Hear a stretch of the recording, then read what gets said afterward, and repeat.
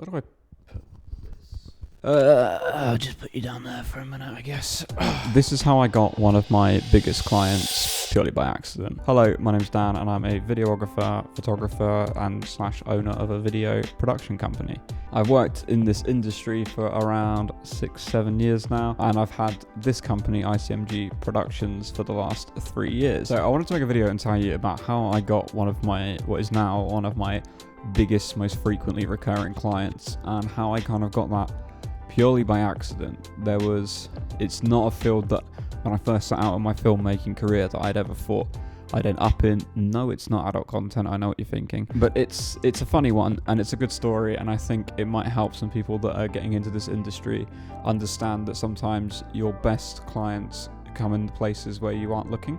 There's two types of people that are going to watch this video. You're either going to be from the videography background and you're super interested in that, or you've come across it from the fantasy world, and you're going to know exactly who I'm talking about when I say the client name.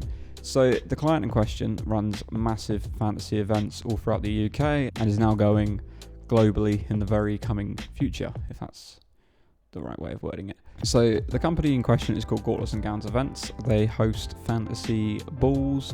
What is a fantasy ball? Still can't really tell you, but it's an event where people turn up and they dress up and they spend the night being a character that they're not. It's a bit like a Comic-Con, but on a bit of a higher production value and a little bit more niche down is the best way to describe this. As you can probably tell by the way I'm talking about it, I still don't quite fully understand the world itself, and I've produced countless videos for this client over the last couple of years. When I first started the business about 3 years ago, I decided that I didn't want to do it entirely by myself. So I popped up a post on Instagram saying, hey, is anybody in my area interested in like photography, videography, that sort of thing, and would be looking to kind of work with me? Don't really care about your level of like experience, etc. I'll just train you up as we go, sort of thing.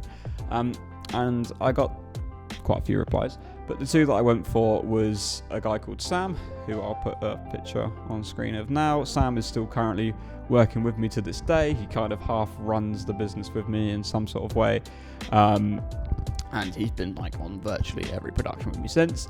And the other person who's extremely relevant to the story is Annabelle, who's this girl here, who doesn't actually do a lot of work with us anymore because she's gone down a different path in life and she's absolutely smashing it. But she did approach me and say, hey, I'm really interested in getting into this. Like, is it something I could be a part of? And I said, yes it is.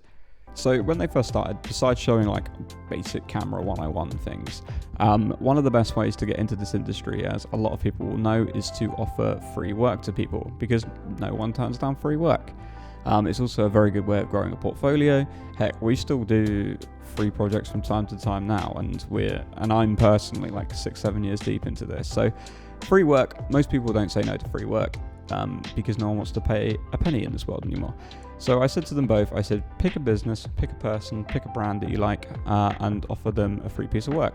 Sam picked his own thing, and Annabelle said that I know this person that I went to school with that does this sort of like, has this fantasy page online where she dresses up and makes content and that sort of thing, and she's got a relatively big following on thingy. I think at the time, like, their page had around 10,000 or something followers. It might have been a bit more, might have been less, can't really remember the details.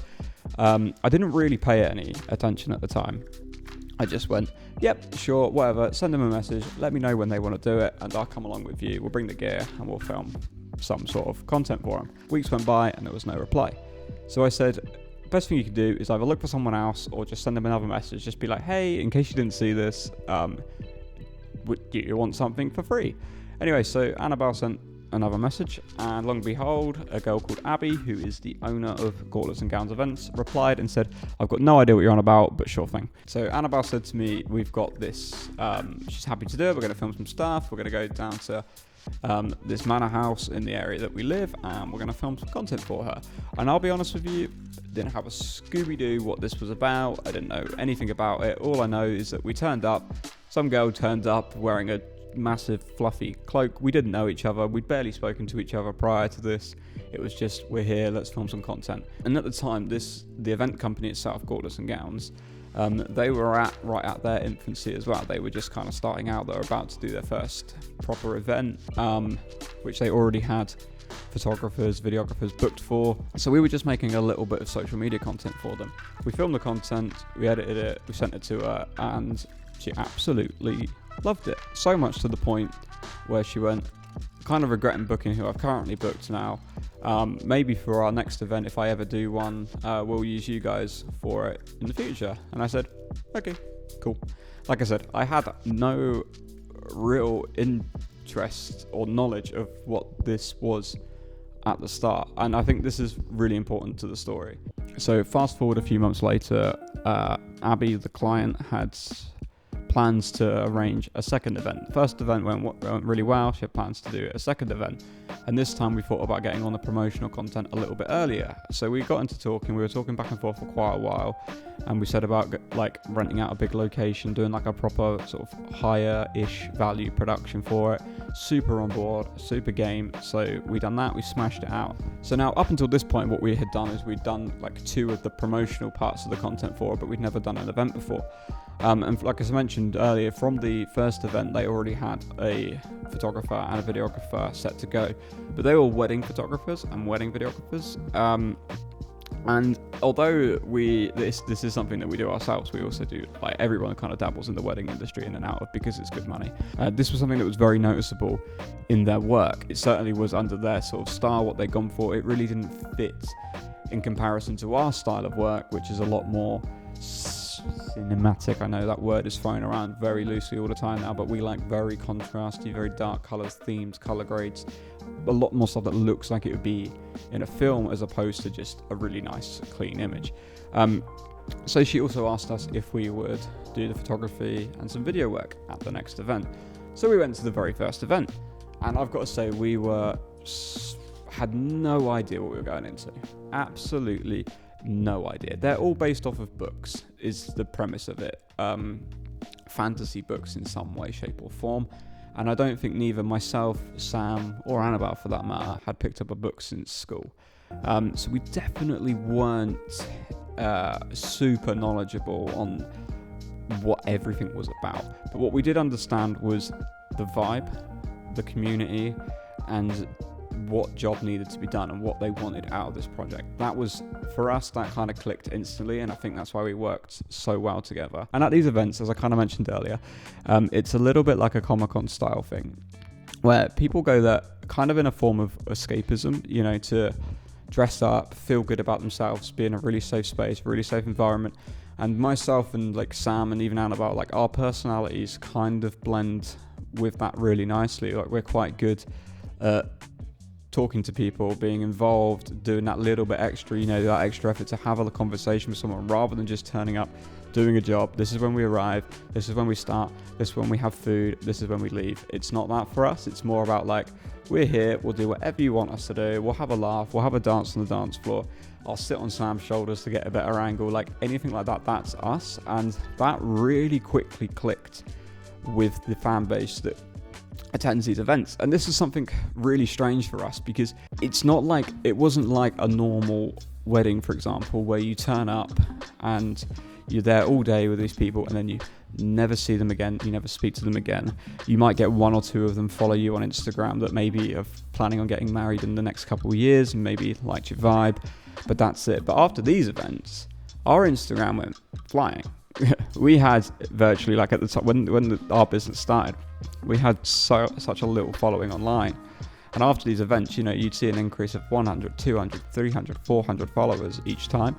And it almost created for us this own little fandom in a really weird way.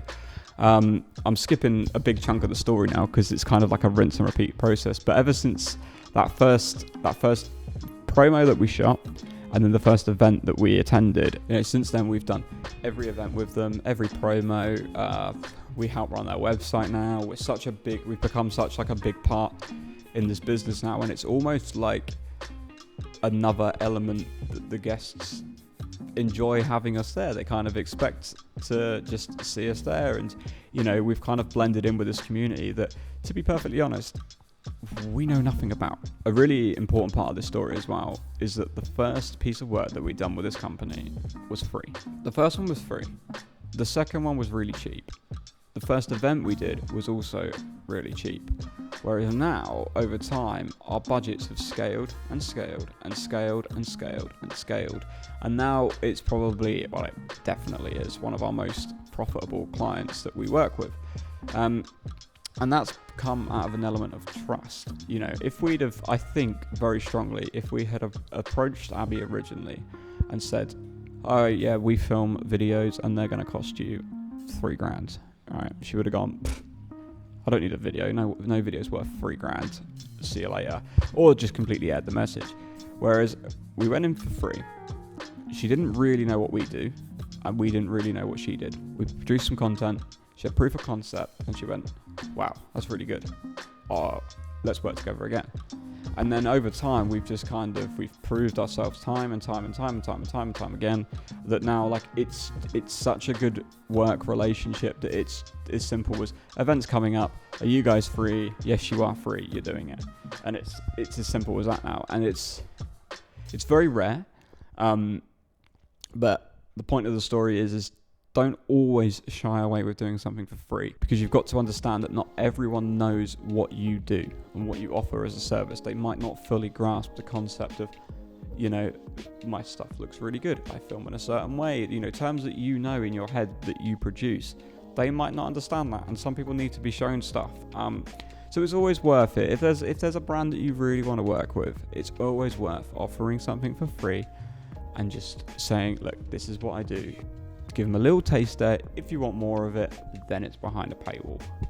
I should also mention as well, it's not only been the recurring work that has come out of this partnership with this business, it's also been a huge list of connections that we've made into a side of the market that I don't think we ever would have tapped into.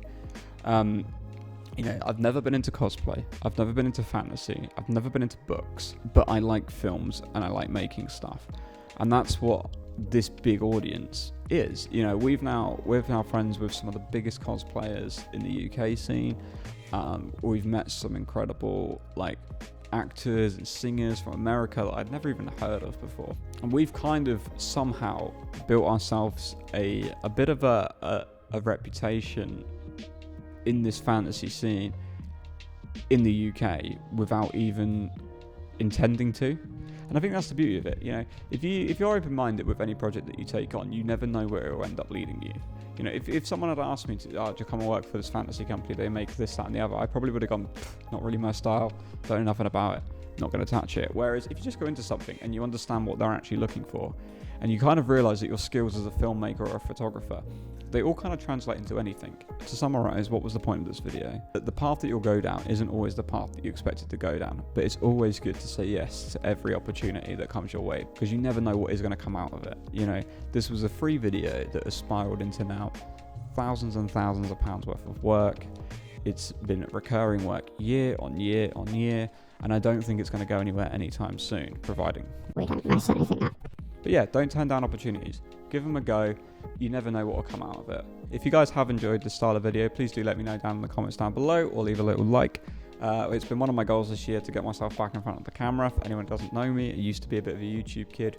And in my adult life, I have kind of stopped, and now I want to get back into it slowly. So I'm trying a more relaxed pace. There won't be no YouTube shouting around here or anything like that. It's just going to be chill vibes. I'm going to tell you my stories, hopefully teach you some things along the way. I'd love to start a discussion in the comments down below. Let me know any client stories that you've had that you didn't expect to come across, or some of the best clients you've had, some of the worst clients you've had, or if you're from the fantasy scene, just say hello. Anyway, my name's been Dan. Thank you so much for watching, and I'll see you all in the next video. Ta-da.